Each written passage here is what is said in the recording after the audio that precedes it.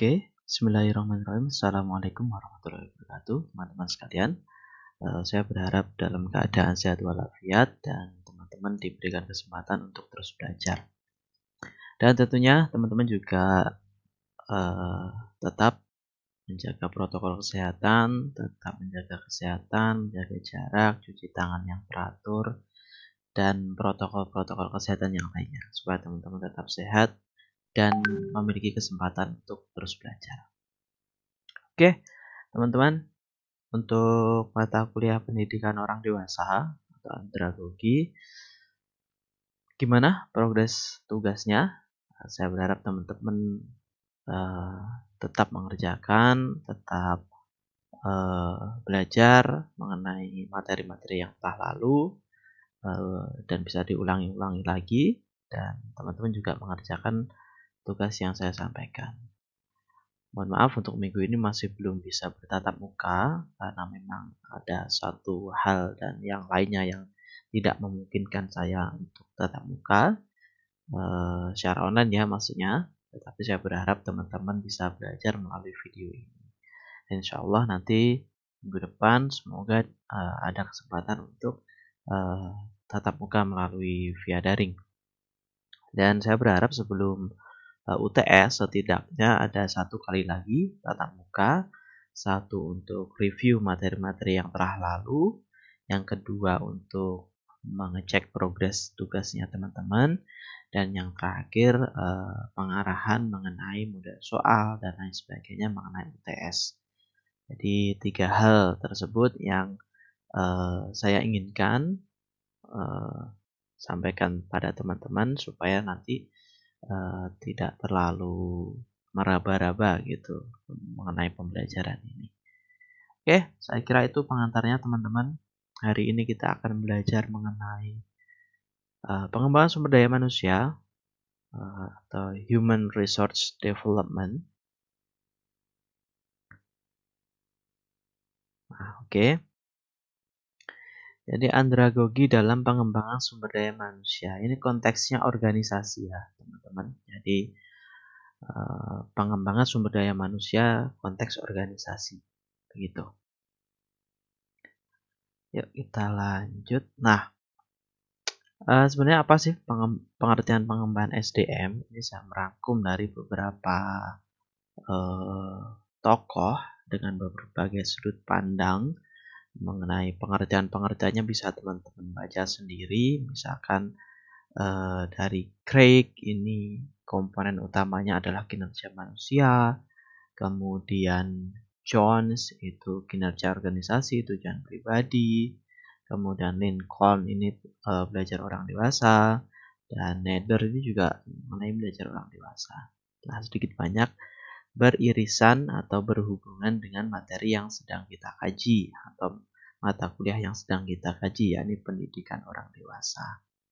Pendekatannya atau dasar teorinya adalah psikologi dan filsafat secara umum ya teman-teman, meskipun dasar teorinya psikologi ataupun filsafat, tetapi tujuannya sebenarnya adalah human behavior dan pada akhirnya adalah peningkatan ekonomi. Karena sumber daya manusia erat kaitannya dengan dua hal tersebut. Dasarnya adalah psikologi dan filsafat, tetapi pada akhirnya yang dicapai ada human behavioral dan di ujungnya lagi adalah peningkatan ekonomi. Ini bisa kita bahas lagi di pertemuan atau mata kuliah yang lain, teman-teman. Selanjutnya, nah, tujuan pengembangan SDM adalah meningkatkan kinerja. Sekali lagi, tujuan pengembangan SDM adalah meningkatkan kinerja. Sekali lagi, ini konteksnya adalah konteks organisasi. Jadi kalau organisasi itu pasti erat kaitannya dengan kinerja. Kinerja erat kaitannya dengan apa? Dengan fee yang diberikan, dengan gaji yang diberikan, dengan pendapatan yang diberikan. Makanya dalam pembahasan yang saya sampaikan di awal adalah ini adalah konteksnya organisasi. Tujuan pengembangan SDM adalah untuk meningkatkan kinerja, sehingga aktivitas pengembangan sumber daya manusia seharusnya dirancang dengan menggunakan informasi, analisis jabatan yang berkaitan dengan apa yang dibutuhkan dalam melakukan pekerjaan. Nah, dalam proses atau core value dari andragogi yang paling menjadi titik utama dari keenam poin yang ada, yakni yang paling pertama, need atau kebutuhan. Jadi sebelum melaksanakan sebuah kegiatan yang intinya adalah mengembangkan sumber daya manusia, tahap pertama yang harus dilakukan adalah analisis kebutuhan.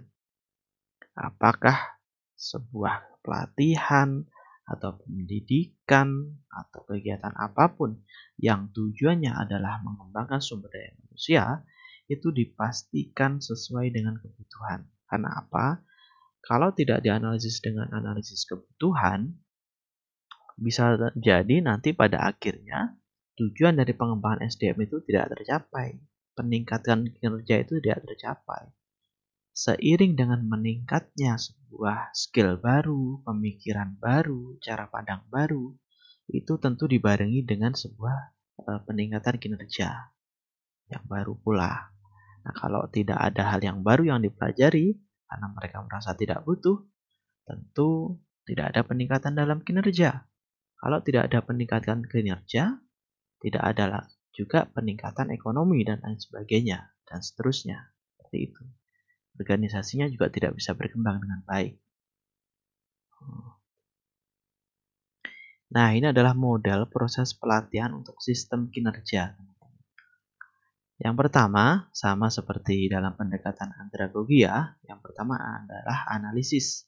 Sebelum mengadakan pelatihan dan atau kegiatan yang sejenis ya, kita seharusnya menganalisis kesenjangan apa yang ada. Kesenjangan antara harapan dan kenyataan. Harapannya pegawai itu bisa menguasai program Excel, Microsoft Excel, untuk menunjang pembukuan misalkan. Tapi kenyataannya mereka tidak menguasai program Microsoft Excel. Nah, kesenjangan antara harapan dan kenyataan tersebut, itu yang disebut dengan problematika atau masalah. Atau dalam tanda kutip, masalah adalah kesenjangan antara harapan dan kenyataan. Nah, tugas dari seorang pengembang atau pemberdaya sumber daya manusia itu adalah menemukan kesenjangan itu. Dalam proses itu nanti bisa berupa angket, observasi, wawancara, dan lain sebagainya untuk menemukan kesenjangan. Nah, itu yang disebut dengan proses analisis. Kemudian yang selanjutnya adalah mendesain. Ketika sudah ditemukan kesenjangan itu, masalahnya apa sih? Nah, berawal dari masalah tersebut, berakar dari masalah tersebut, seorang pemberdaya atau seorang petugas yang menangani human resource development atau pengembangan sumber daya manusia itu mulai mendesain pelatihan serta strategi apa yang kita berikan sesuai dengan kesenjangan. Jadi seperti pada core value dari andragogi, selain mendesain dari kesenjangan itu ada strategi yang harus disampaikan atau ada strategi yang harus dilakukan. Berdasarkan apa? Satu, berdasarkan pengalaman. Dalam analisis tadi, kita tidak hanya sekedar sebatas menemukan masalah, tetapi juga seberapa besar masalahnya. Apakah masalahnya ini kompleks? Tentu kalau masalahnya kompleks, didesain dengan jenis pelatihan yang lebih kompleks juga. Tetapi ketika masalahnya tidak terlalu kompleks, desain pelatihannya juga tidak terlalu pas, lebih spesifik. Nah, hal tersebut yang biasa dilakukan oleh pemberdaya atau pengembang human resource development. Strateginya juga penting. Berdasarkan pengalamannya bagaimana? Apakah Microsoft sudah pernah tahu program Microsoft Excel atau sudah tahu tapi tidak pernah menggunakan, atau sudah tahu dan sudah menggunakan tapi tidak terampil? Itu kan strateginya beda-beda. Nah, dan dengan materi yang berbeda-beda tentunya. Nah, itu harus dari apa? Dari core value yang kedua, yakni pengalaman. atau core value dari andragogi tadi, pengalaman. Kemudian selanjutnya adalah pengembangan. Mengembangkan segala jenis desain yang telah dirancang, baik dalam unsur peserta, materi, serta instruktur. Kadangkala dalam mengembangkan sebuah desain, pelatihan, atau pembelajaran, atau apapun yang programnya adalah meningkatkan kebudayaan masyarakat, itu bisa jadi ketika kita desain dan dalam penerapan, itu kadang-kadang berbeda, teman-teman. Jadi dalam proses pengembangan ini, ketika nanti teman-teman menjadi seorang pemberdaya atau pekerja dalam bidang pengembangan sumber daya manusia, teman-teman perlu memperhatikan kegiatan-kegiatan atau hasil riset yang terdahulu. Jadi yang pernah dilakukan dulu, apakah pernah ada pelatihan sejenis? Kalau misalkan ada, kekurangannya di mana? Dari segi materi seperti apa dan lain sebagainya. Nah, hal-hal tersebut yang digunakan untuk pengembangan dari desain. Misalkan materinya ternyata kurang kompleks, nah bisa dikembangkan dari situ. Atau instrukturnya kurang pas, atau pesertanya tidak diberikan angket sebelumnya, kemampuannya sudah sejauh mana. Itu ada di tahap pengembangan. Kemudian ketika sudah dianalisis, sudah didesain, kemudian sudah dikembangkan dengan berbagai latar belakang, masuk dalam implementasi. Nah, pelaksanaan pelatihan merupakan proses yang paling kritis bagi peserta dan penyelenggara pelatihan. Nah, implementasi ini titik di mana pertaruhan antara analisis, desain, dan pengembangan. Apakah benar-benar analisis, desain, dan pengembangan yang sudah dilakukan oleh pemberdaya masyarakat atau pemberdaya pengembangan sumber daya manusia itu apakah sudah sesuai, sudah tepat, dan sebagainya. Titik kritisnya ada di implementasi, teman-teman. Jadi sukses atau tidaknya diukur salah satunya dari proses implementasi ini. Jadi analisis yang bagus, desain yang bagus, pengembangan yang bagus, tetapi dalam eksekusi menjadi tidak bagus, itu akan selesai semuanya. Nah, jadi selain analisis, desain, dan pengembangan, teman-teman juga harus memperhatikan secara detail implementasinya ini. Ini perlu melakukan pendalaman materi ya. Jadi proses analisis, desain, dan pengembangan itu harus benar-benar dilakukan secara maksimal, harus dilakukan sesuai dengan hal-hal yang sudah dipelajari. Jadi tidak asal ada. Kadang-kadang begini, sebuah program itu karena memang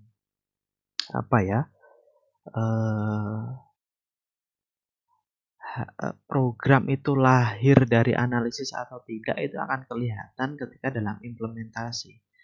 Ketika sebuah program itu lahir dari sebuah kebutuhan, lahir dari sebuah kesenjangan, lahir dari sebuah keresahan, dalam proses implementasi itu akan menjadi lebih kondusif. Karena apa? Peserta merasa bahwa kegiatan atau pelatihan tersebut adalah kegiatan yang mereka butuhkan. Jadi ketika mereka membutuhkan, ada rasa memiliki. Ketika ada rasa memiliki, ketika mereka tidak fokus dan lain sebagainya, mereka akan merasa bersalah. Apa? Karena ketika tidak mengikuti kegiatan ini dengan baik, dampaknya adalah pada kinerja mereka sendiri. Kalau kinerjanya tidak maksimal, tentu dampak ekonomi yang mereka dapat juga tidak maksimal. Nah, makanya biasanya kan ada biasanya program-program itu yang diselenggarakan dengan sekedar ada saja, menghabiskan anggaran tutup tahun dan sebagainya. Ya, kita tidak bisa menutup mata karena memang ada saja program seperti itu. Nah, kalau program tidak disusun dengan analisis, desain, dan pengembangan yang jelas, tentu dalam implementasinya juga tidak akan jelas. Tujuannya kemana, hasil yang dicapai apa. Nah, nanti akan berimbas pada evaluasi ini. Tahap evaluasi, kita mengevaluasi pelatihan yang telah kita laksanakan. Jadi kategori pelatihan atau kegiatan pemberdayaan ini apakah sukses, kurang sukses, atau bahkan tidak sukses, itu evaluasinya menjadi bias jika analisis, desain, dan pengembangan maupun implementasinya itu dikerjakan dengan asal-asalan. Maka dari itu teman-teman, ketika proses kegiatan pemberdayaan atau pelatihan atau kegiatan sejenis yang tujuannya adalah meningkatkan sumber daya manusia, itu harus benar-benar dilaksanakan step-step ini dan benar-benar ditemukan dengan detail, misalkan permasalahan, kesenjangan tadi. Dan itu bisa memberikan dampak yang luar biasa terhadap kinerja, baik itu perusahaan, atau kegiatan di masyarakat, dan lain sebagainya. Nah, step-step ini harus dilalui dengan sangat ketat, terutama dalam 3 step yang awal ini. Kalau perlu, implementasi ini harus menunggu sampai analisis, desain, dan pengembangan ini benar-benar sudah siap, baru implementasi atau eksekusi dari sebuah kegiatan itu dilaksanakan. Karena kalau tidak, ya seperti yang tadi saya sampaikan, tujuannya kan adalah meningkatkan kinerja. Tapi kalau kesenjangannya ternyata berdasarkan analisis itu tidak tepat, tentu apa yang bisa ditingkatkan dalam sebuah kinerja seorang masyarakat atau pekerja itu. Dan nanti ketika pelaksanaan maupun evaluasi juga tidak akan maksimal. Karena apa ya? Karena memang analisisnya tidak jelas. Nah, selanjutnya teman-teman, nah ini adalah pertanyaan yang bisa menjadi bahan pemikiran untuk teman-teman. Apakah dalam pengembangan sumber daya manusia selalu mutlak menggunakan pendekatan andragogi? Menurut teman-teman gimana jawabannya? Saya udah punya jawaban nih. Teman-teman punya jawaban apa? Silakan disimpan. Apakah dalam pengembangan sumber daya manusia selalu mutlak menggunakan pendekatan andragogi? Ya atau tidak? Jawabannya adalah tidak selalu sebenarnya. Cara pandang saya memandang itu. Berdasarkan cara pandang saya ya apakah dalam pengembangan sumber daya manusia selalu mutlak menggunakan pendekatan andragogi? Menurut pandangan saya tidak selalu. Karena begini teman-teman. Pengembangan sumber daya manusia konteksnya adalah organisasi ini lebih pada menemukan titik temu dari berbagai banyak kepentingan. Nah, dari berbagai banyak kepentingan antara pekerja satu, pekerja dua, dan pekerja yang lainnya itu tidak bisa diakomodir semuanya kebutuhannya. Nah, tetapi dicari titik temu antara pekerja satu, pekerja dua, sampai pekerja yang N atau banyaknya pekerja, itu dicari titik temu sebuah kebutuhan yang kebutuhan mereka itu sama dengan kebutuhan organisasi. Nah, ketika kebutuhan pekerja ini selaras dengan kebutuhan organisasi, nah itu baru bisa dilakukan sebuah kegiatan pemberdayaan atau peningkatan sumber daya manusia. Misalkan begini teman-teman, sebuah perusahaan itu laporan keuangannya kacau balau. Nah, ternyata di situ ada beberapa akuntan, misalkan ada 5 akuntan lah katakan. Ketika laporan keuangan dari sebuah perusahaan ini kacau balau, dilihat ada 5 akuntan, nah dianalisis dari 5 akuntan ini, apakah 5 akuntan ini misalkan apa permasalahannya, dilihat kesenjangannya, apakah tidak menguasai software ini dan lain sebagainya. Nah, tapi kebutuhan 5 akuntan ini harus disesuaikan dengan kebutuhan organisasi. Misalkan kebutuhan organisasi, laporan keuangannya ini digunakan untuk laporan pajak misalkan. Nah, kesenjangan atau problematika yang dihadapi oleh para akuntan ini harus diarahkan dengan pelatihan yang bukan saja meningkatkan kinerjanya dalam hal laporan keuangan, tidak hanya begitu, tetapi juga dalam pelaporan pajak misalkan. Karena tujuan dari sebuah organisasi tadi pada akhirnya bukan hanya laporan saja yang baik, tetapi juga laporan yang baik yang digunakan untuk laporan pajak. Nah, titik temu antara kebutuhan pekerja dan kebutuhan organisasi ini yang akan disebut dengan kesenjangan organisasi. Jadi bukan hanya kesenjangan atau masalah yang dihadapi oleh 5 akuntan ini, bukan.